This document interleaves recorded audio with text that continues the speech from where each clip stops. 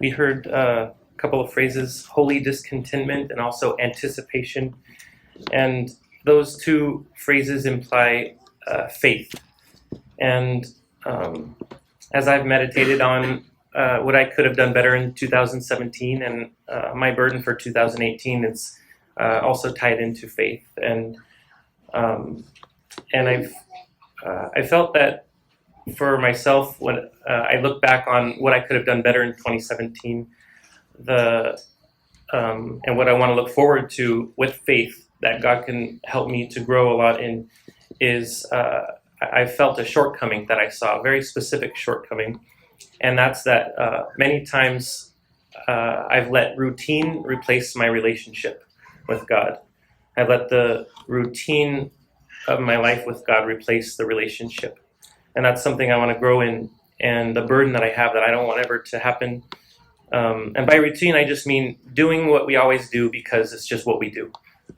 Doing what we're supposed to do because it's just what we're supposed to do. And we don't really think about it anymore. It's just, we prepare for the study, the weekly study. We prepare for what we're going to share on Sundays. We pray during the night.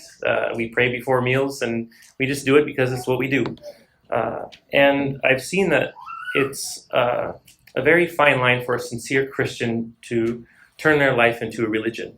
And it's kind of a cliche quote, but Christianity is not a religion, it's a relationship.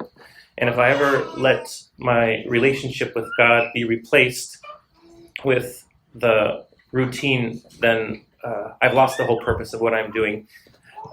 All of these things are useless if I don't have the love of God rooted there as my motive to doing it. If I'm doing, it's basically, why are you doing it? Are you doing it? What's the purpose? What's the purpose of why I do what I do? We always have a purpose behind it, and I've seen that it's easy to lose sight of God and just keep going through the motions and feel that we're okay because we're still doing the motions. And that's one of the biggest deceptions, I think, that I've seen that myself can fall into.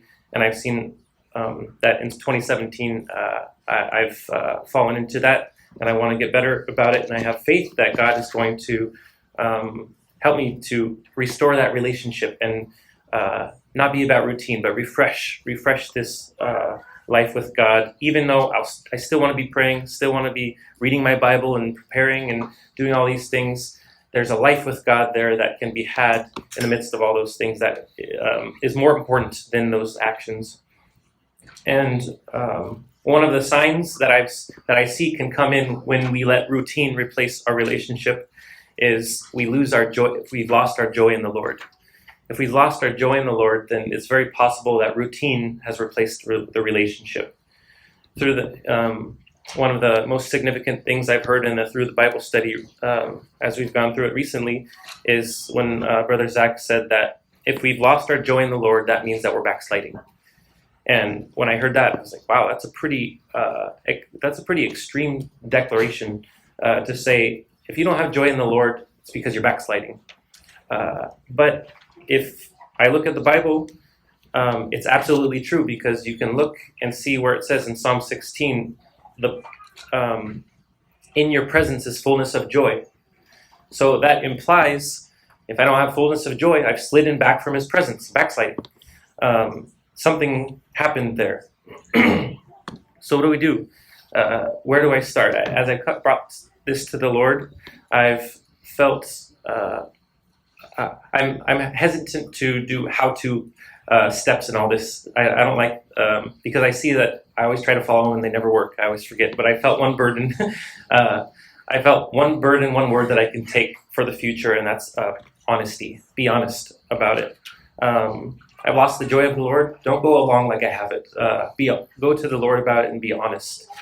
Be honest to myself. I think one of the major problems with the Pharisees were they weren't just lying to other people; they were lying to themselves about how spiritual they were.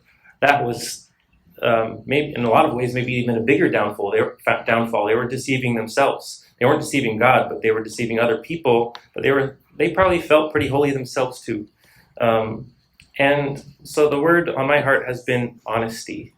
Be honest to myself about where I'm at. I don't have to feel bad if I'm a kindergartner. Just be honest about it. Yeah, I'm a kindergartner. I can't do calculus yet. I'm not very good at it. But praise God, I'm still his child. Just because I'm a kindergartner doesn't mean I'm not his child yet. And and one of the most honest prayers in the whole Bible is Psalm 51. This is David, a man after God's own heart. And he was an honest man. I think that's why he was a man after God's own heart. And verses 11 and 12, he was very honest. He came before the Lord and said, "Don't cast me away from your presence. Don't take your Holy Spirit from me. Restore to me the joy of your salvation." He's saying, I've lost it. I lost the joy of your salvation. I know what I have in my head, but I lost it somehow. I lost your presence. I lost your joy. But I'm coming to you. Sustain me with a willing spirit. Give me your Holy Spirit again. And Lord, help me. And a person who comes to God like that, I think there's no way that God will ever turn them away. Definitely a person that comes to him and says, "Oh, thank you, God, I'm doing pretty good." God will turn away because it says God resists the proud. But a person who comes and is honest like that, saying, "Lord, this is where I'm at," I think Jesus will say about that person what he said about Nathanael. "Behold, one in whom there is no guile." One they're not trying to fake it, and they're not lying to themselves. They're honest. So praise God for that. He comes to us. All we have to do is like honest, like little children. Little children, they don't try to fake it like they're, you go up to them. "What grade are you in?" "Oh yeah, I'm in high school." No little child ever does that. "Oh, I'm in first grade. Yeah, I'm learning addition." They don't try to make themselves into something they're not. And that's all that God is looking for from us. And praise God for that. That's such a freeing thing. We can come to God as we are, but with faith for the future that we're going to move on to second grade next year.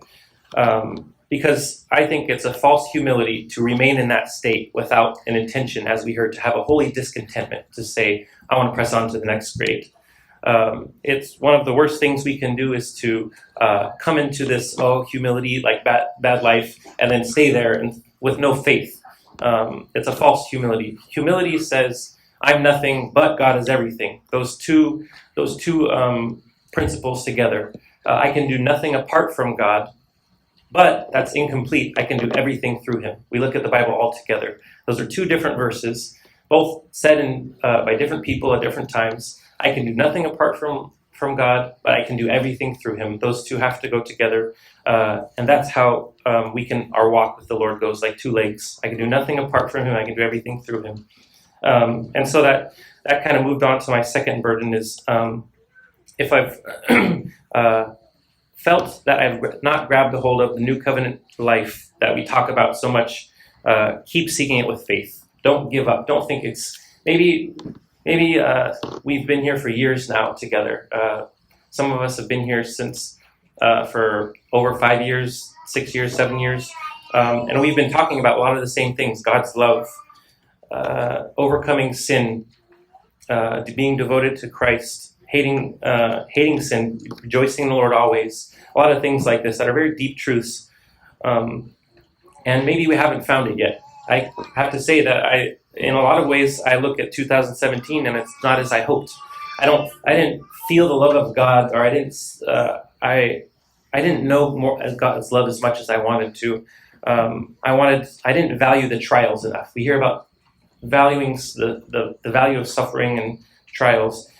As we heard, have a holy discontentment. I can't say I was really had that much of a holy discontentment in 2017. But the word for me is, just because I've known these truths been meeting here since 2010, 7 years, been hearing these things, these new covenant truths.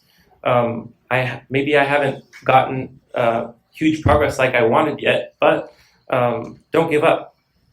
It's praise God that our failures and our shortcomings don't have to discourage us. It's I don't have to be content to live a mediocre 2018 just because I look back and I see so many years that were mediocre. But I want to have the attitude of Paul, who Paul had exactly, he talked about this struggle in Philippians 3:12 through 15. This is the most obvious verse to me that Paul was honest. he said, I'm not perfect. Galatians, Ephesians, Philippians 3:12. Not that I have already obtained it or have already become perfect. He's saying, I myself haven't attained it yet. I'm not perfect, but I'm pressing on. And so the fact that Paul hadn't attained it yet, he was optimistic though, because he saw that God is pleased with us just as if we were perfect already. So it didn't discourage him at all. We're not there yet, but we want to be there. That's the question. We're still sin, but the question is, do we want to sin? That's what will move the Lord to joy. He sees us like we want to be. It's like, let's say that we're in an archery contest, and God's the judge, and he's saying, okay, try to hit the bullseye. And we shoot, and we're way off of the bullseye, but he says, perfect 10. Why did I get a perfect 10? Because you're aiming for the bullseye. That's why I gave you perfect 10. I'm not judging you on where the arrow fell. I'm judging you on where you're aiming. You were aiming for the bullseye, so I gave you 10. And I felt like that's exactly how God is. Praise God, he's happy. Yeah, good job. You were aiming for the bullseye. You did it. You're off. And it doesn't mean that in 2018 we're just content to shoot careless arrows all over. Okay, I don't have to hit the bullseye anymore, like shooting out. But God, it means this year, 2018, I can get closer to the bullseye.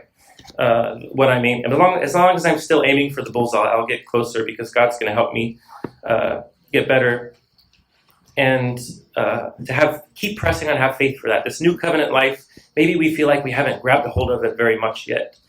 We hear about it every week, all the time. We know the truths. Maybe we feel like I just can't grab a hold of it yet. But if we're honest, we have to say, God, we have grabbed a hold of some. And we can be encouraged by that. I know for sure I'm not where I want to be, but I know that God has helped to change my life in a lot of ways since the beginning. And so I can be encouraged by that and have faith that this life, it can be had. This life is there. And I see it in others, in godliness, godly character of other people that have been pressing on with these. And so it encourages me to have faith that it's there. It's like, I've noticed that sometimes when there's something, I've lost something in the house and I have no idea where it is in the whole house. Sometimes it's hard to find, but it's a lot easier to find if I know that it's in the house. So the hardest things that I have trouble finding are the things I'm not sure are there, because I give up so quick. I'm not sure. I'm wasting my time because I feel that I don't know if it's there or not. So why keep looking? It's probably not there. The other day, Jessica asked me to get something from a basket full of baby stuff that we had, and so it was like some cereal or something for Joseph, and so I went over there and I looked through the basket and it wasn't there. So I walked off and I was going to go give her the bad news.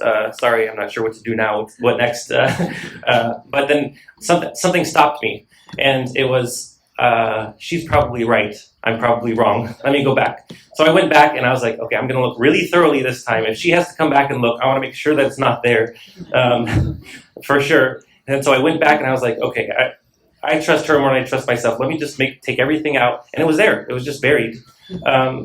Lesson, moral of the story, if we believe the one who told us something, then we'll be diligent to seek and find it if we have faith.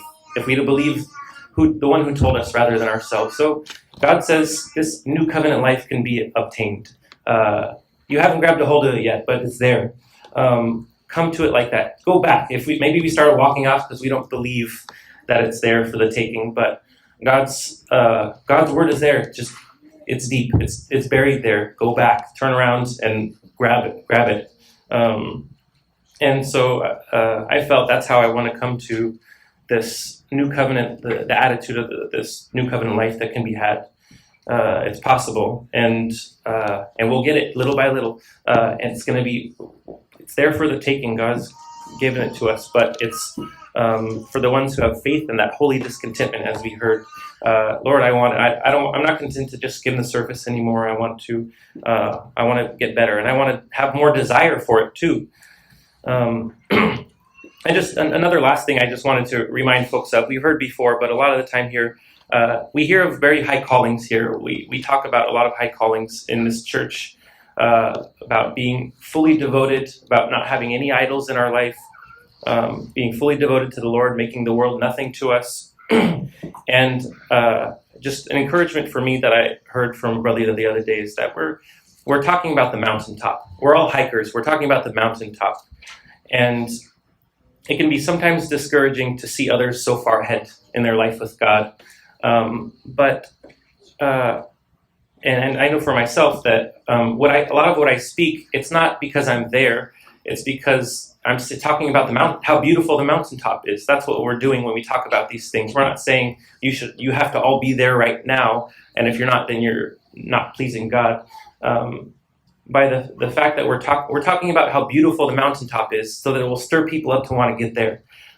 It's easier to go on a long hike if you know how beautiful the destination is, and so don't get discouraged if you haven't attained to these heights yet. None of us have attained perfectly.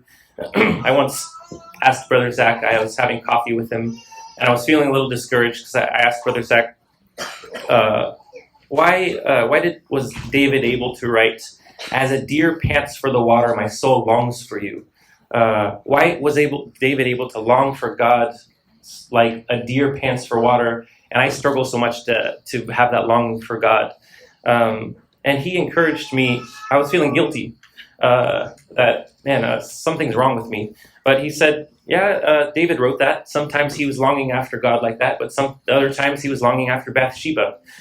So don't get discouraged, because he was writing how he felt at the time. But the mountaintop is, we're always like that. We always pant for God. We always long for God like a deer pants for water. But in reality, maybe our life is not like that yet. But we can, because Jesus did, and he did it with exactly the same Holy Spirit that we had. So one day, if we keep going down the road, if we're on the right path, then one day we're going to be longing for God much, much more. So don't get discouraged. We're talking about the mountaintop. Just keep pressing on. And as we heard, have a holy discontentment. Don't let routine replace the relationship with God. Keep that as the primary, that intimacy. It's Martha and Mary. Don't be a Martha, be a Mary. We can have the hand. As I heard I think it was Brother Wenhai shared with me that he heard somewhere, have the hands of Martha, but the heart of Mary. We can serve the Lord with zeal, but absolutely because we have a heart of devotion to Him. And then if you felt like you haven't been able to grab a hold of New Covenant life, in 2018, say it's there. The one who said that it's possible, it's there. It's buried a little bit. He wants us to work for it, but it's there, and we can find it.